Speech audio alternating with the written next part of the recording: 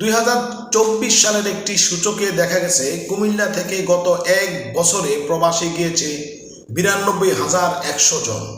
এই সংখ্যার আশেপাশেও কোনো জেলার সূচক নেই।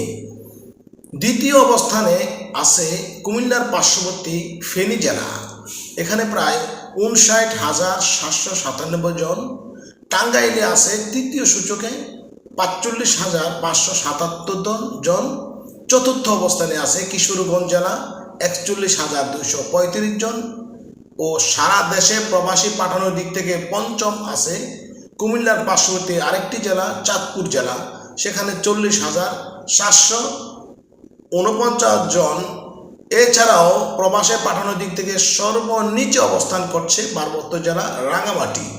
2024 সালে এই জেলা থেকে প্রবাসী গিয়েছে মাত্র 692 জন। ধন্যবাদ।